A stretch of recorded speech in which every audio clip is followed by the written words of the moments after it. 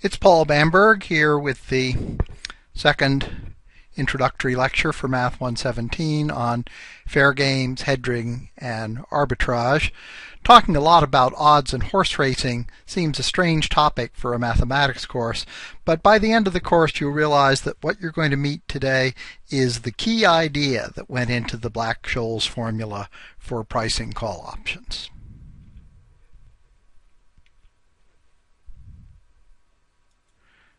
First, let's agree on the notation for odds. Suppose you hear that the odds on a horse named Dineen's Pride to win the Kentucky Derby are 7-2. Here's precisely what that means.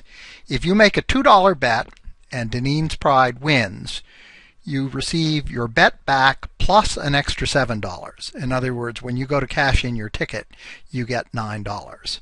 Why might this be a good deal? Well, if you think the probability that Dineen's Pride will win the race is greater than 2/9, then you've got a positive expectation if you make this bet.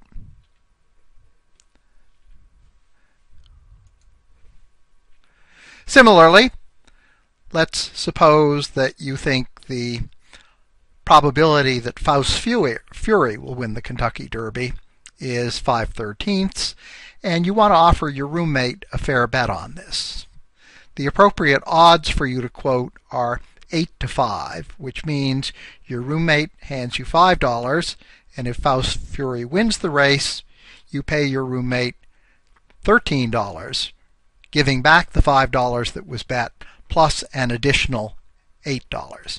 You can see that odds like 1-2 for a heavily favored horse are perfectly reasonable. That means you bet $2, and if the horse wins, you get $3. In the U.S., horse racing odds are generally quoted at something to 5 if that something is less than 10. In other words, you'll see 9-5 odds quoted, but not 12-5 odds. You will also see odds quoted as something to 2 for n less than 10. You'll see 9-2 odds, but never 13-2 odds. And otherwise, odds will be quoted as something to 1. A horse might be 15-1. That means that if you are able to bet $1, too small a bet at a standard track, you'd win 16. You get $16 back. In this course, we're not going to stick with that. In this course, quoting odds like 93-27 is a perfectly okay thing to do. That means you bet $27, and if the horse wins, you get a total of $120 back. Now let's think about how you can engage in bookmaking without running any risk.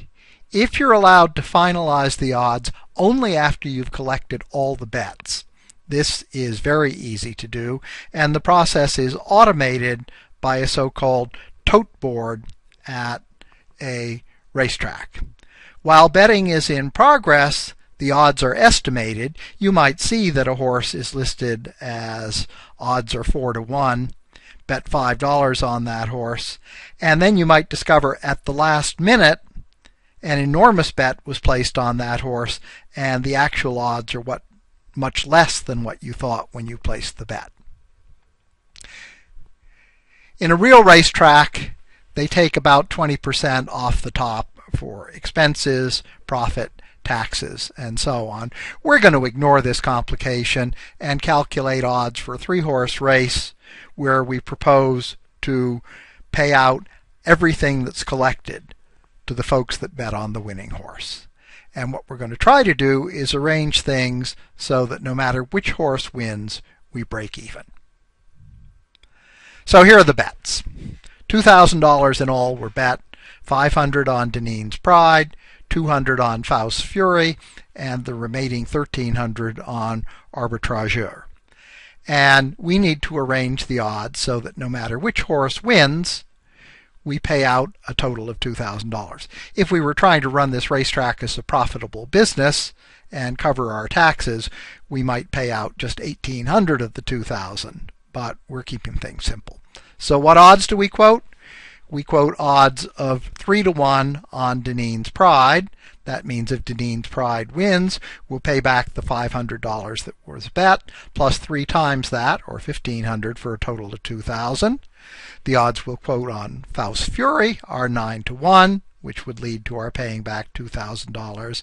And if we quote the rather strange odds of 7 to 13 on the favorite Arbitrageur, if that horse wins, we'll pay back the $1,300 plus an extra $700 for a total of $2,000. Now let's think about how we might hedge bets. In the UK, there are private bookmakers. They go to the track, they take a bet, and they finalize the odds. So if you go to Royal Ascot and place a bet on a horse at 3 to 1, even if that horse eventually turns out to be a great favorite, you will still get back $4 for each dollar that you bet if the horse wins. What these private bookmakers do is to adjust the odds as the bets come in, and if they do this very skillfully, they can guarantee themselves a profit no matter how the race turns out. At that point, gambling becomes a risk-free source of income for them. One thing that makes this easy is that there is no rule, at least in the UK, against being both a bookmaker and a punter. That is, you're allowed both to receive bets and to make bets. So let's look at a situation where you can guarantee yourself a profit if you happen into a lucky situation. Suppose you've been offering 2 to 1 odds on Deneen's Pride, and you received $1,000 in bets. Then you discover that you can place a bet on Deneen's Pride at the more favorable odds of 3 to 1. Now you can lock in a nice profit. You hedge your bets perfectly, and how do you do it? You take $750 of the $1,000 that you collected and place a bet for Deneen's Pride to win at 3 to 1 odds. You still got $250 in your pocket. Now there are 2 possible outcomes. Either Deneen's Pride wins or loses. Suppose Deneen's Pride wins. Well, you place this $750 bet at 3 to 1. That'll get you an extra $2,250.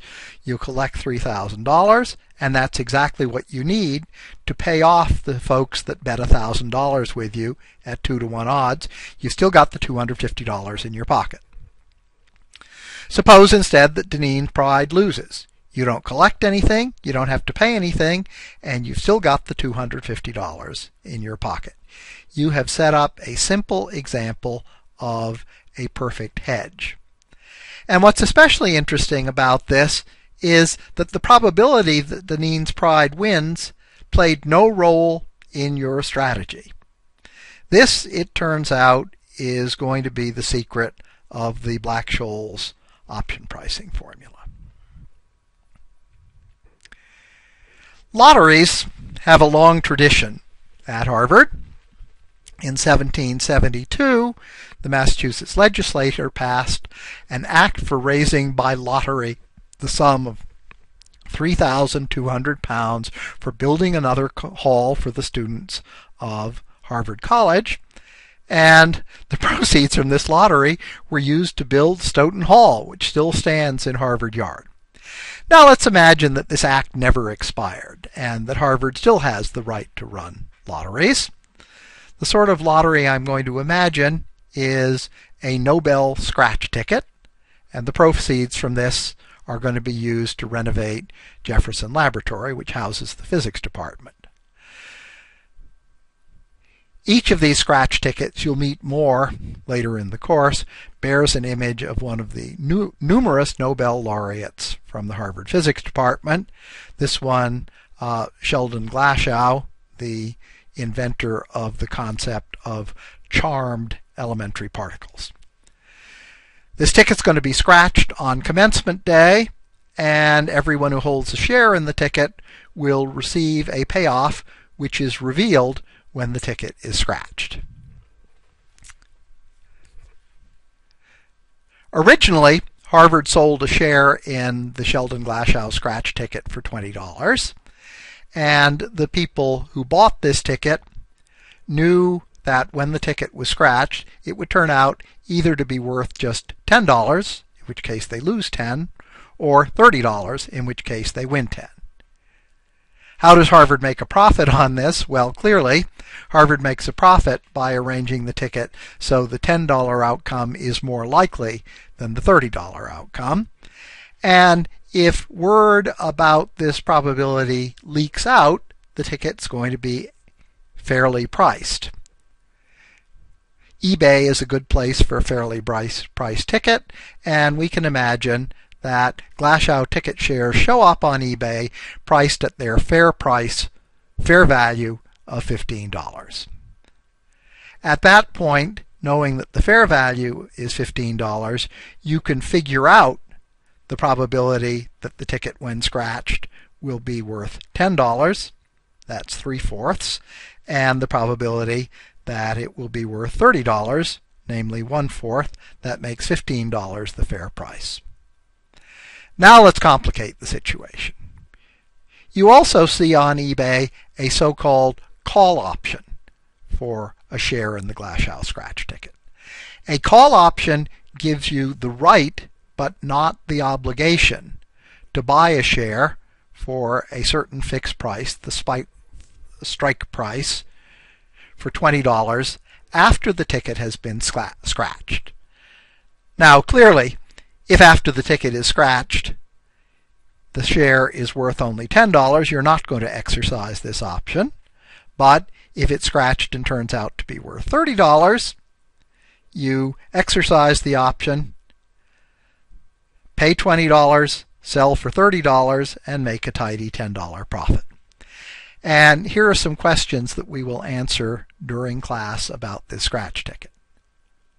First, if $15 is a fair price for the share, what is a fair price for this option? That's a straightforward probability calculation. More interestingly, suppose you're given one of these call options as a graduation present.